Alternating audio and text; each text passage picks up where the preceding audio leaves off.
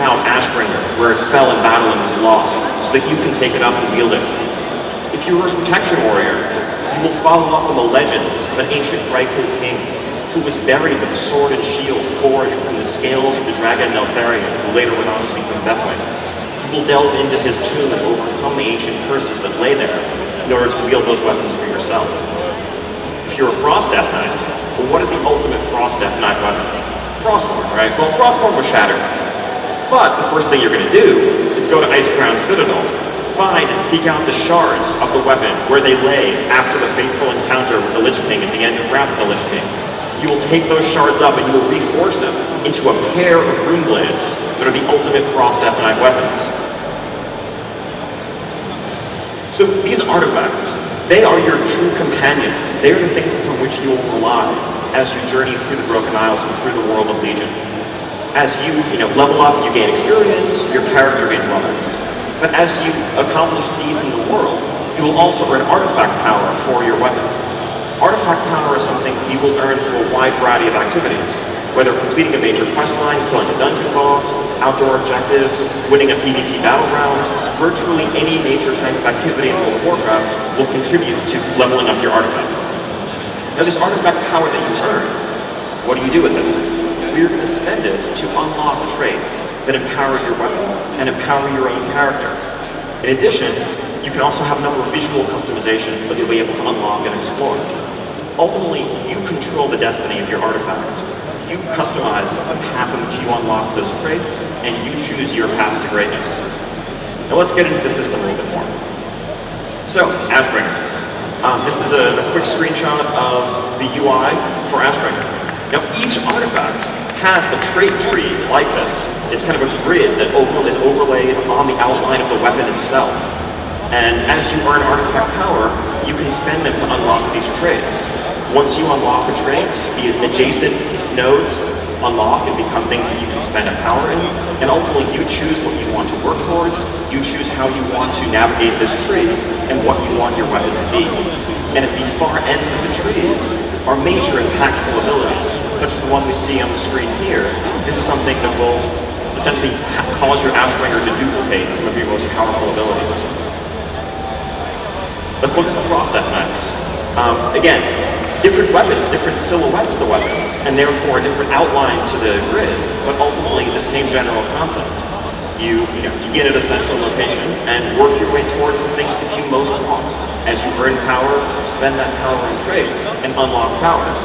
Some of these are going to be simple damage increases, others are things that transform your rotation, others are new major types of utility, like the one we see here, that allows a Death Knight to basically use Raise Ally on themselves to resurrect themselves in a heat of battle. Now, visual customization. So this was something that may have flashed by really quickly in the trailer earlier. As we see in the menu here, this Ashbringer, but also a number of different variants of Ashbringer. Now, we understand that in a world where many Red Paladins will wield Ashbringer, it's important to really be able to feel unique and like your expression is like your weapon is an expression of the character that you want to play, of the things that you value, and of your accomplishments in the world. So these different looks to the weapon are things that you will be able to unlock through a wide variety of means. Some of them simply by leveling up your weapon, others by completing specific activities, whether they be raiding or PvP oriented, or more completionist things in the world as a whole. And within each of these looks, there's also a large number of color variants. So there's a tremendous total number of combinations for how you can have your artifact look. Now with Ashbringer, what we generally did, and what we've done with all of the artifacts, is you get the base weapon that looks like the sword you know and love, that you've always seen in Tyrion Forgering's hand. It's the Ashbringer.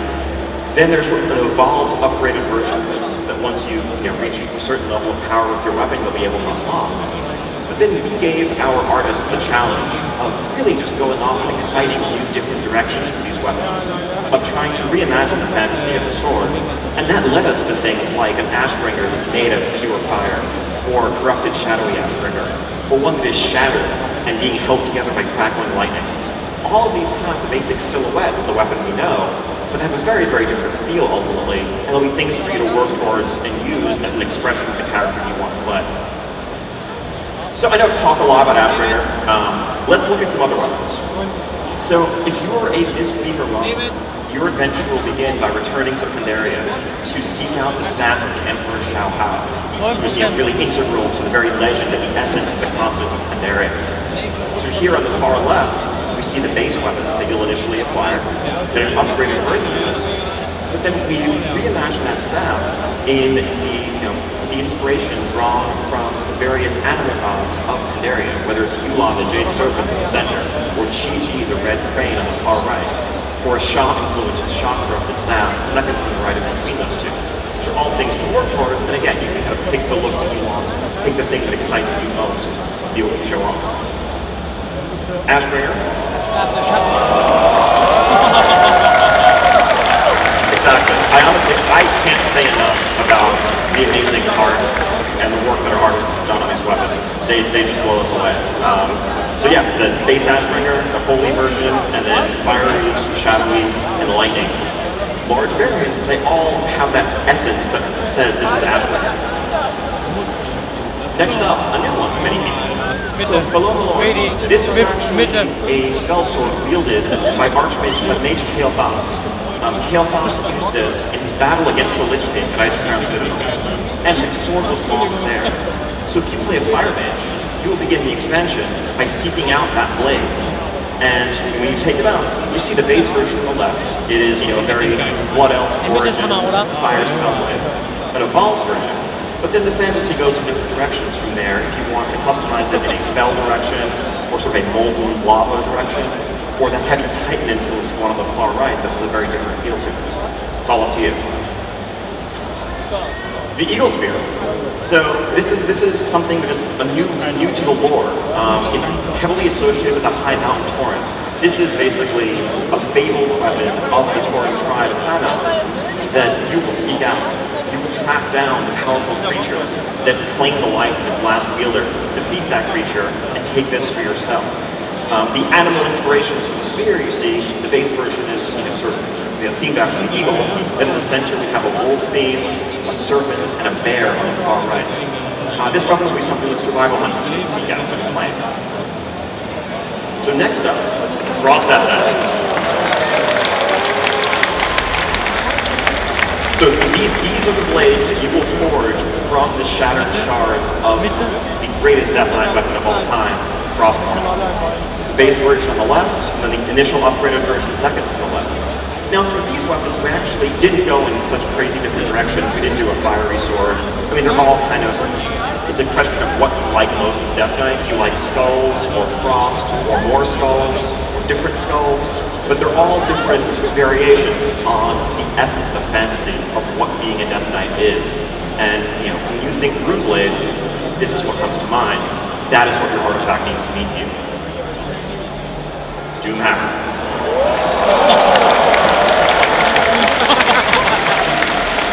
So this weapon will be claimed by enhancement shamans. Enhancement shamans will seek them out and pair this hammer with a pair in your offhand that is made of pure energy so that you can dual wield properly. The base version, of course, the one we know and love that we've seen Thrall carrying around for so long. And then various variants of it. The fell version in the center, a fiery one to the right of that, and then a magical crystalline one on the far right.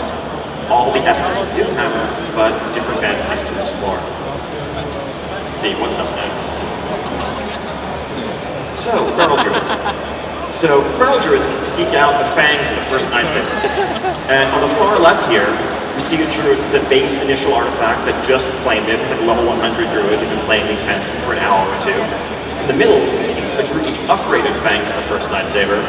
He's been playing for much longer. He's attained a more powerful artifact. On the far right side, we see a Druid with spectral Fangs in the Nightsaber. And it's a totally different look of the weapon. I mean, you can see how awesome the weapon is, right? Oh, right, yeah. I guess you can't really see the weapons on Feral Druids and Guardians. That's a shame. I mean, being able to customize your weapons so much and then not be able to show it off, well, that's unfortunate. Okay, just kidding.